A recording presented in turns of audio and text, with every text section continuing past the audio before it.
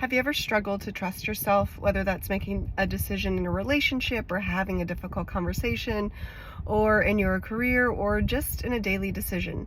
So here's what I will say. If you want to trust yourself more, start to trust your feelings. Start to honor, accept, explore, understand how you feel. Because one of the greatest blocks from trusting ourselves is actually trusting how we feel. Now, you know that I love mixing emotion with education, and so it's really understanding the emotion of it. But there's this also an educational piece.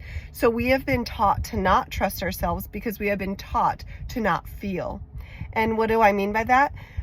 Maybe you were taught, cry and I'll give you something to cry about, or you just weren't given the space for emotions, to be able to process them or to be able to understand them. And you didn't have an emotionally available parent. But also, with me, I love to go deeper. So I've studied the impacts of religious trauma. And one impact of religious trauma is the good and bad of emotions. So saying that there is a good emotion and a bad emotion, and then categorizing them, right? Like there's a right and a wrong.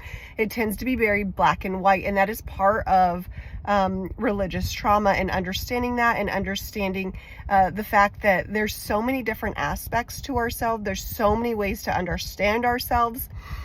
And once we start to realize that what we're typically doing is chasing a feeling, chasing this feeling that exists within us, that we strive to have, instead of being so comfortable with the feeling.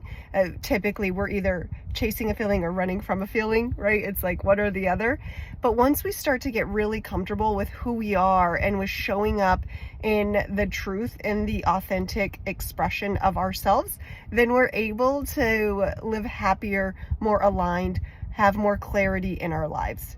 And so that's really what I want to bring forth today. It's about understanding our emotions to better trust ourselves, and then also understanding that there are so many dynamics outside of us that we may want to look to, but we have the answers.